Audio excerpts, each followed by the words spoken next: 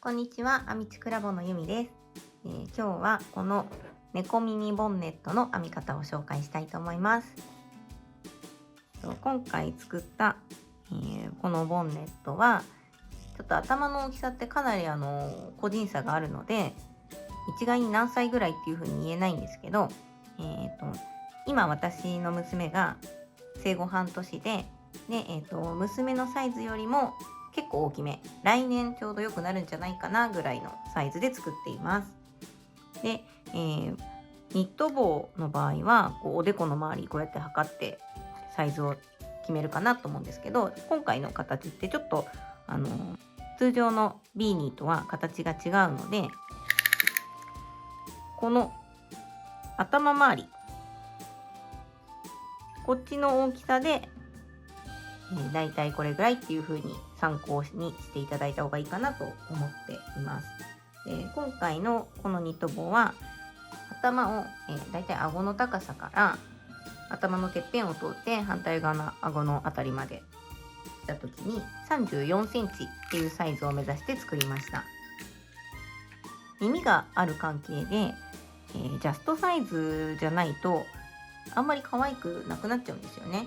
ちょっとこの大きさのものを今娘にかぶせたら耳がちょっと外側を向いてしまったりとか、あんまりしっくりこなかったので、ジャストサイズで作っていただく必要があるかなと思いました。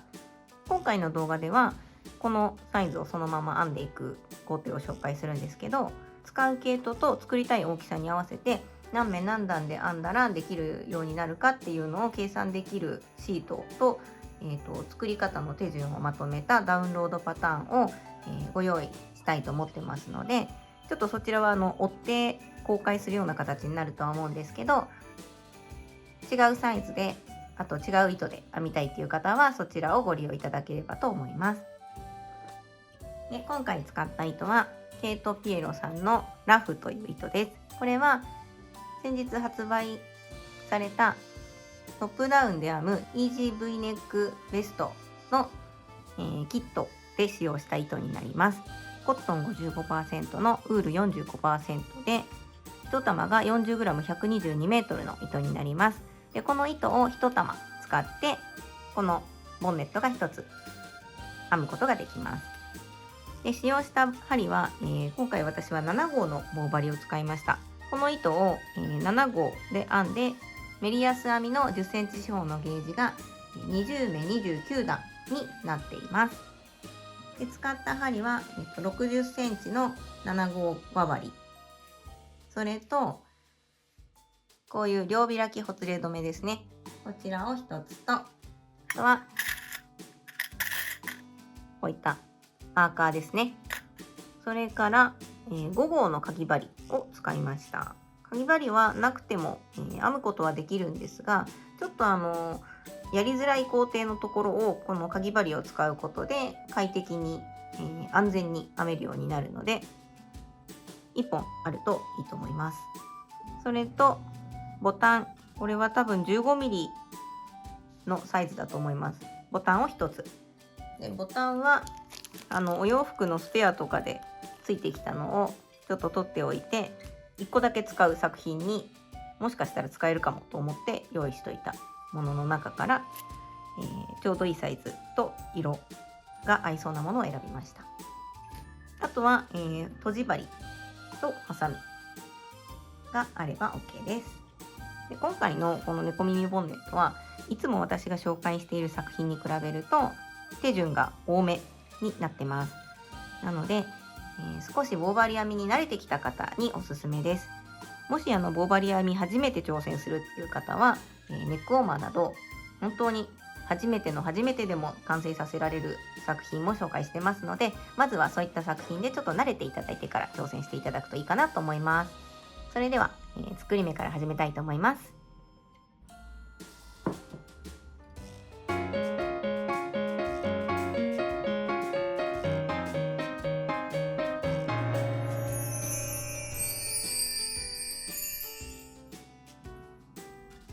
まず糸端から 1m から 1m20cm ぐらい出したところを持って指でかける作り目で作り目をしていきます。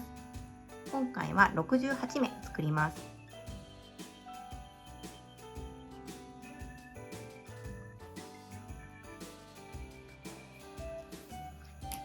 68目作りました。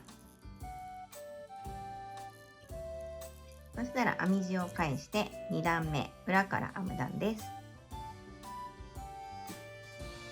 まずはガーター編みを8段になるので、作り目を1段目と考えてガーター編みを8段編みます。2段目は、裏から編む段ですがガーター編みなので全て表編みになります。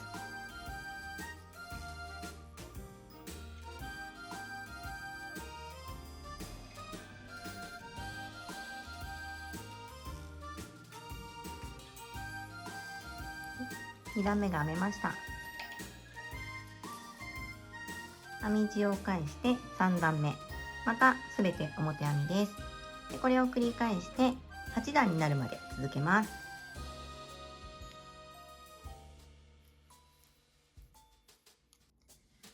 ガーター編みで8段編んだところです。そしたらここから、増し目をします。1段で17目今回は増やしたいと思います。4目に1目4目編んだら1目増やすっていう計算になります。で端では増し目、今回の増し目の仕方だと、端で増し目をすることができないので、まず最初に2目編んでおきます。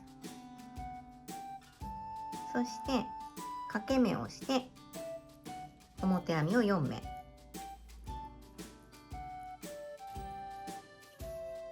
掛け目をして表編みを4目、これを繰り返していきます。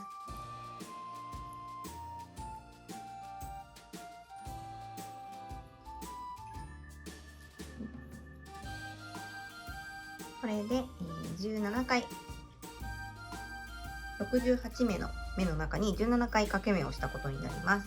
そしたら編み地を返して今度裏から編む段です。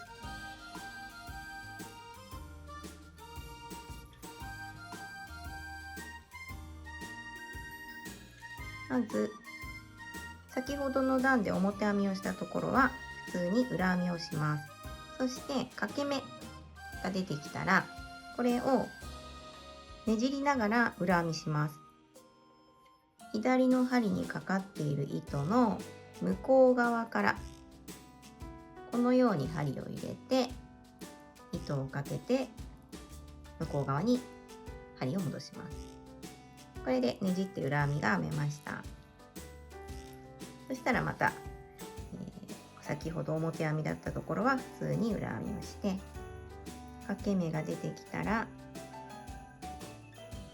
このようにねじってから裏編み、これを繰り返します。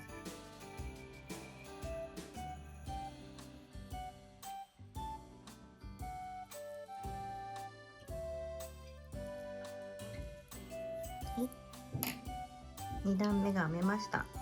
これで先ほど掛け目をしたところが、ねじって編めた状態になっています。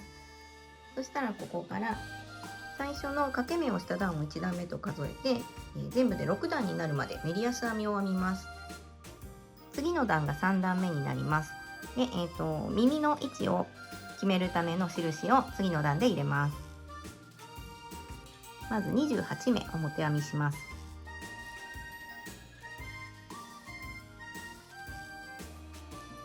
28目編んだらマーカーを入れます。で両端から28目のところにマーカーを入れたいので、次真ん中のエリアは29目になります。なので表編みを29回編みます。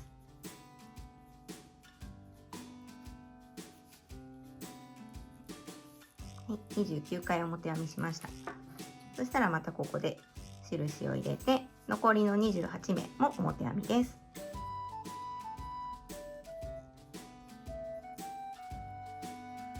3段目が編めました。この印の位置が、ずれてしまっていたりすると、綺麗な形にならないので気をつけてください。必ずこの段階で、印の位置が合ってるか確認しておいてください。そしたら、あと3段ですね。メリヤス編みが続くように編みます。裏から編む段は裏編み、表から編む段は表編みになります。増し目をしながらメリヤス編みが6段編めました。そしたらここから、耳の部分の増し目をしていきます。1段目です。まず印の1目手前まで表編みで進みます。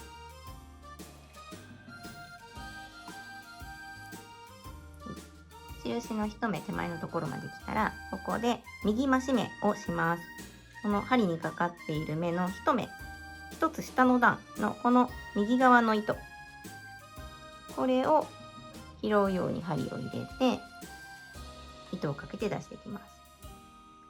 そして表編みを1目、印を右針に移したら1目編んでから、この今左の針にかかっていた目のさらに1つ下、ここの左側の糸を拾って左増し目をします。これでこの印の両サイドで1目ずつ増やすことができました。そしたら印2の1目手前まで表編みで進みます。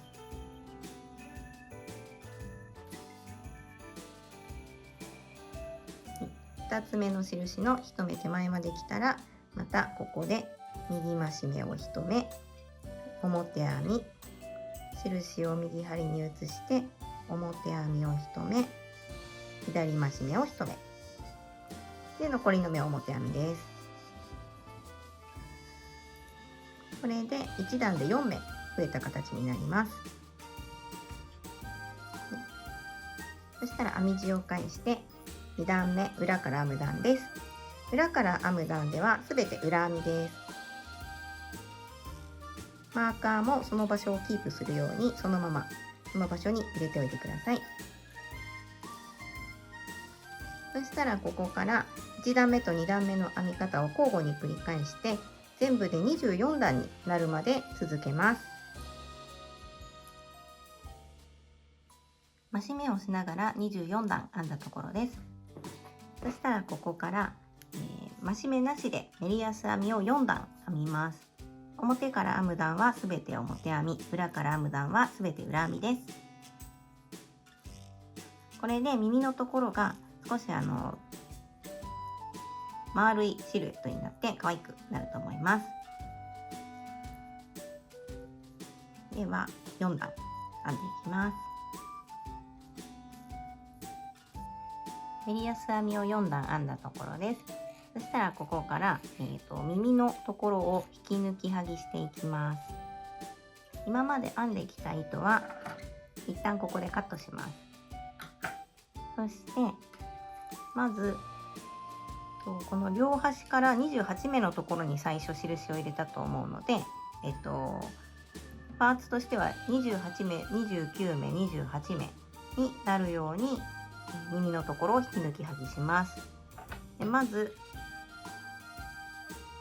糸がついていた端のところから、28目右針に移します。編まずに移します。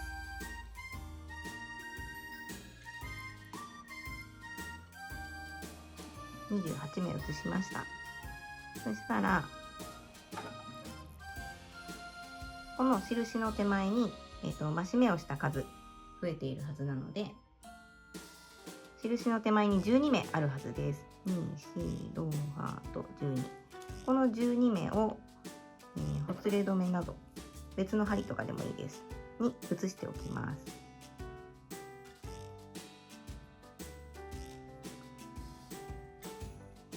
12目移しました。そしたらこの印を外します。そして今移したこの12目をこのように編み地を中表に折るように左手に持ちます。そしたら糸を持って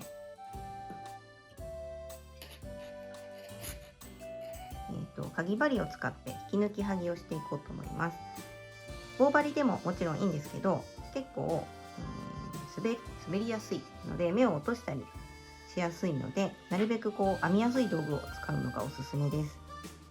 まず手前にある針の最初の1目目に表編みの要領でかぎ針を入れます。で奥の針にかかっている方も最初の目を表編みの要領でかぎ針に入れて、で糸をかけて引き出します。そしたらこの今糸を通した目を針から外します。でまた次の目同じように2本の針にかかっている端の目に表編みの要領でかぎ針を入れたら糸をかけて出してくる。そして最初に編んだ目も引き抜き編み引き抜きます。で針から糸を外す。これを繰り返していきます。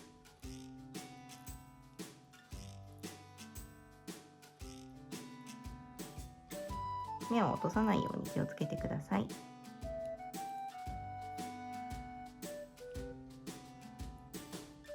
ほつれ止めにかかっている目がなくなるまで12回繰り返す形になります。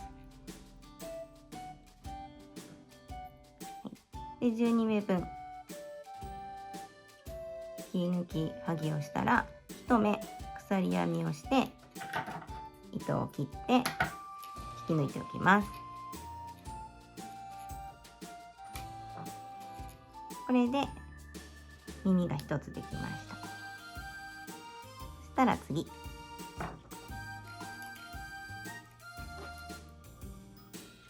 今度は、このまま右針を使ってしまうと後で編む時にまた目を移さないといけないのでほつれ止めにこの目を移していきます。で端から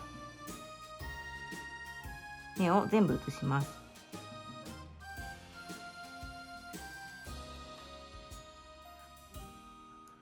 で29目のところで29目移したところでマーカーを入れておくと後で分かりやすくていいと思います。でそうするとこの印の次の印の手前に12目残っているはずです。2、4、6、8、12目でこの12目を針に移します。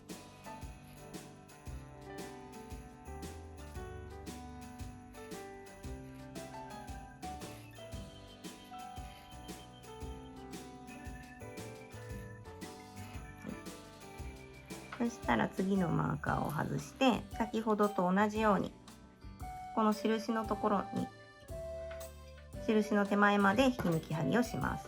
また糸を持ってさっきと同じように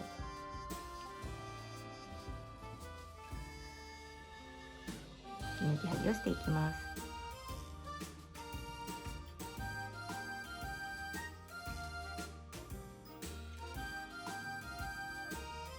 さっきつけた印の手前まで引き抜き針ができたら1目鎖編みをして引きます。これで耳のところは完成です。そしたらこのマーカーを外してで今度はこのトップとサイドをつなげていきます。で両開きほつれ止めを使っているのでこの向かって右側の方から編んでいきます。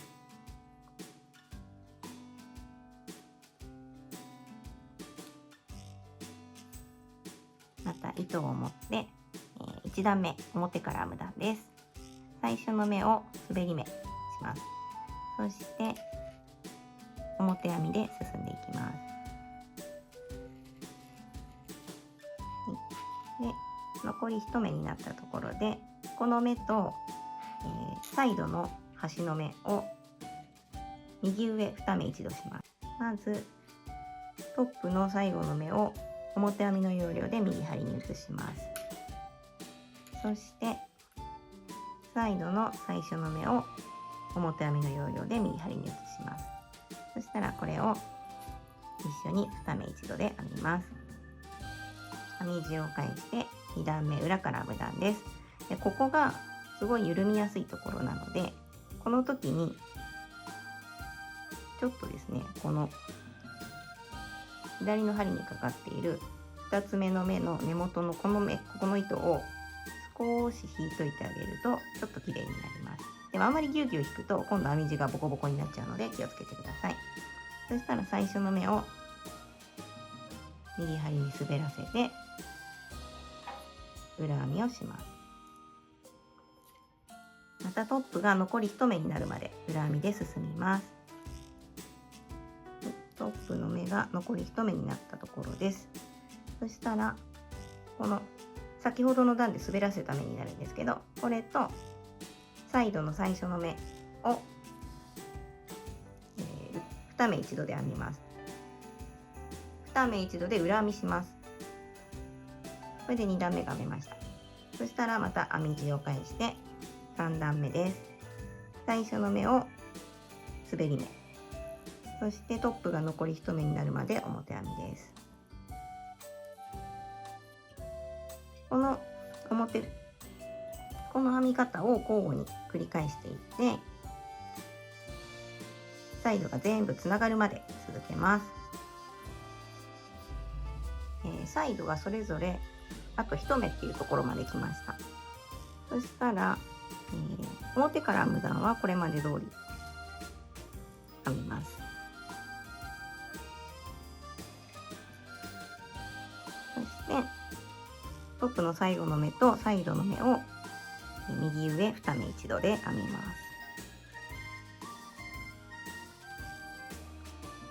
そしたら編み地を返して、裏から編んでいくんですけど、伏せ止めをしながら編んでいきます。最初の目は滑らせて、裏編みを1目編んだら、この右針にかかっている目を1目かぶせます。次の目も裏編みをして1目かぶせる。これを繰り返します。そして、これがトップの最後の目で、こっちがサイドの目になるんですけど、よいしょ。これを2目一度の裏編みで編んでから目をかぶせます。これで伏せ止めができました。そしたら糸をカットして引き抜きます。今こんな感じの形になっています。そしたらですね、ここから今度は首元のリブを編んでいきたいと思います。では糸を持ってこのようにガーター編みが右端に来るようにこのように持ちます。そして一番端の目を拾っていきます。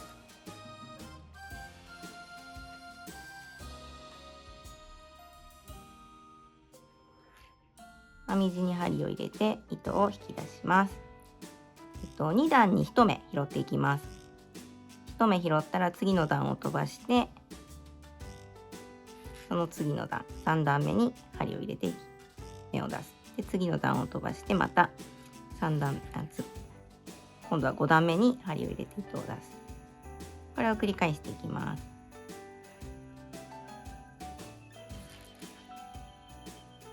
でこのメリヤス編みのところも同じです。1段ごとに、1段おきに1目拾っていきます。サイドの部分が拾えました。そしたら次、さっき伏せ止めをしたところです。今度は2目拾って1目飛ばすで拾っていこうと思います。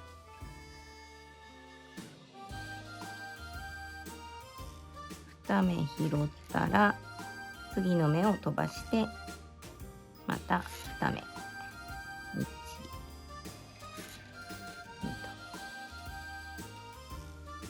と、このさっき伏せ止めしたところから目が拾えたらまたサイドの部分なので2段から1目拾っていきます。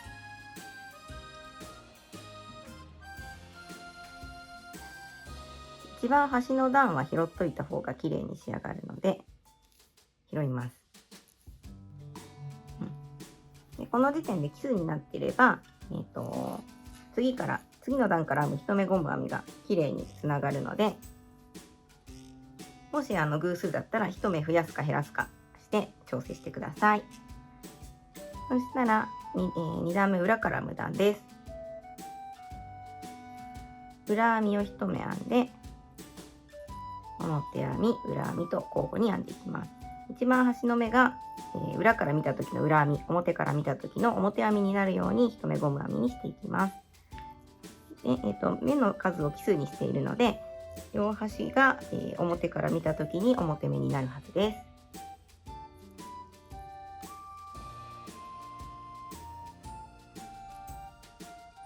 2段目が編めました。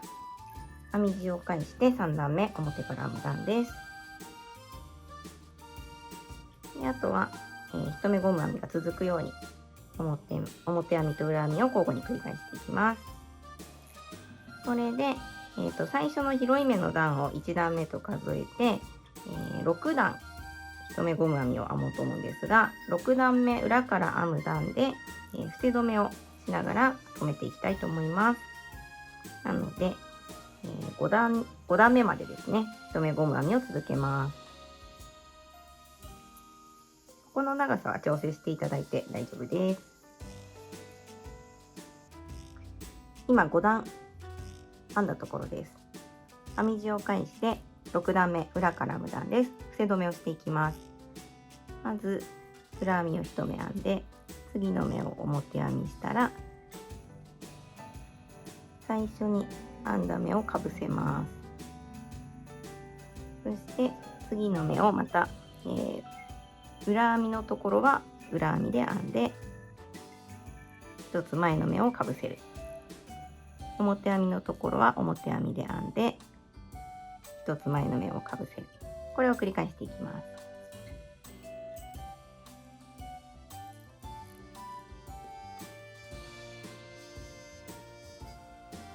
止めが完了しました。そしたら糸を切って引き抜きます。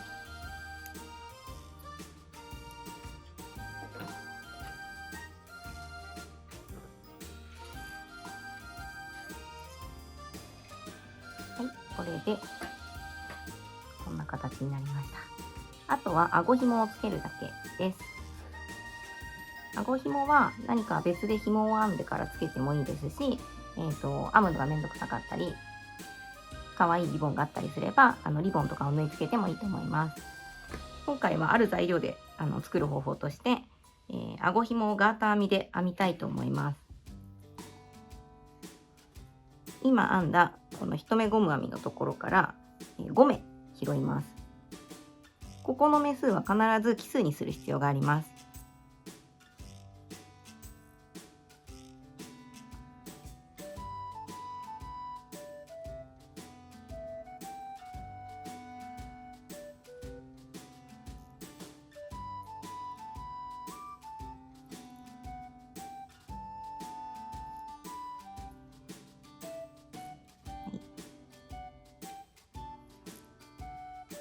5目拾いました。そしたら編み地を返してすべて表編みを編みます。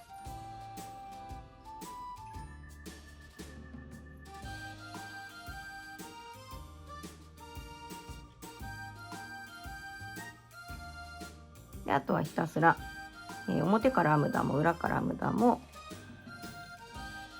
全部表編みです。往復編みで必要な長さになるまで編みます。で、ちょっと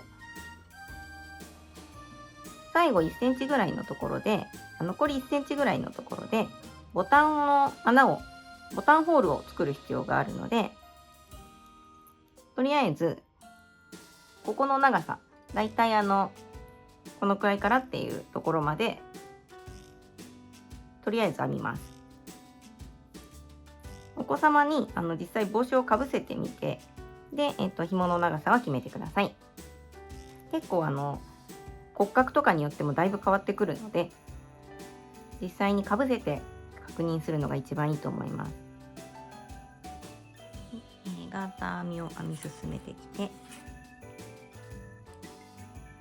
9センチぐらいですかねになったところです。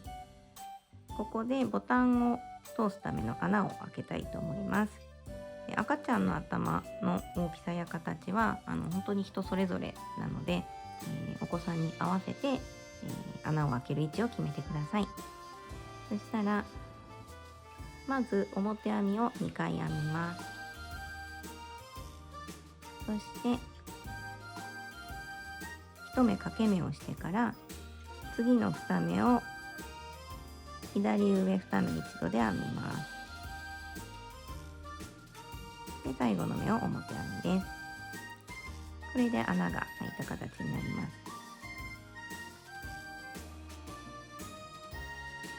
編み地を返してもう一段編みます。そうすると掛け目したところがこんな感じで穴になります。はい、また編み地を返します。で、あと1段編んで、あと1段表編みをしてから裏から編む段で伏せ止めをしようと思います。表編みをして2目編んで1つ前の目をかぶせる、表編みをして前の目をかぶせるを繰り返します。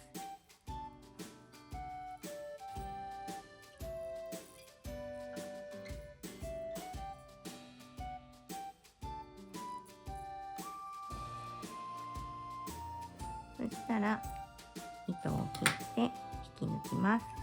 であとは、全ての糸端を糸始末して、でこの紐をつけた方と反対側のここのとこにボタンを1つつけます。ボタンは、この穴に入る大きさのものを用意してください。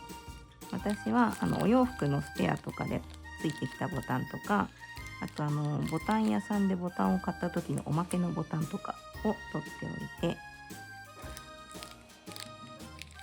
1個しかねないからこういうボタンを使ってます。これが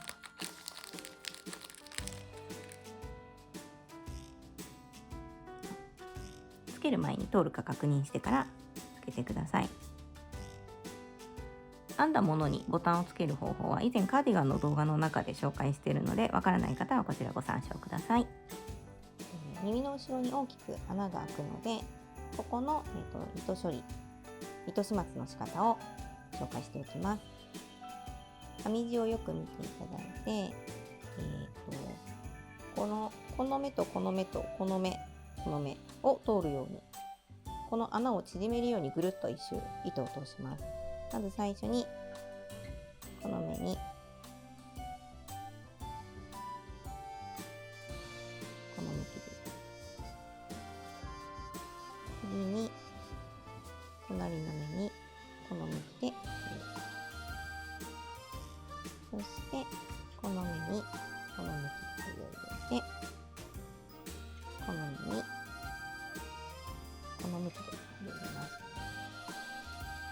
ちょうどこの一周、穴の周りの一周をぐるっと糸を通した形です。これで糸を引き締めます。そうすると穴が塞がります。こんな感じで穴の周りの目に一周糸を通して引き締めるような感じで、糸端を通してから糸始末をすると綺麗に仕上がると思います。試してみてください。あとは残った糸は、編み地に滑らしながら糸始末します。糸始末の方法は以前動画にまとめているので、よろしければわからない方はそちらをご参照ください。すべての糸端を糸始末して、これで編み上がりです。でちょっとこのまんまの形だとあんまり可愛くないので、形をしっかり整えてからスチームを当てます。こんな感じで、完成した形のイメージをしっかりして、ピンでアイロン台に留めてからたっぷりスチームを当てると形がきれいに整うと思います。はい、スチームをかけて形を整えました。これで完成です。これからどんどん涼しくなってくるので、耳まですっぽり隠れて暖かく使えるボンネットをぜひお子様に編んでみてください。作り方に関してわからないことがありましたら、動画のコメント欄から質問してみてください。質問にはなるべく早く回答するようにしていますし、もし同じ質問がすでにあった場合にコメント欄を読んでいただくだけで、問題が解消されることもあると思いますので、ぜひ便利に活用してください。また、編み上がった作品にはぜひハッシュタグ編みちくラボとつけて、SNS での投稿をお待ちしております。ハッシュタグをつけていただいた作品には、私もいいねをしに覗きに行かせていただきたいと思います。それでは今日はこの猫耳ボンネットの編み方を紹介しました。何か参考になれば嬉しいです。このチャンネルでは編み物に関する糸や針のレビューやオリジナル作品の編み方の紹介をしています。動画がいいなと思ったらぜひいいねボタンとチャンネル登録よろしくお願いします。それでは最後までご視聴いただきありがとうございました。バイバーイ。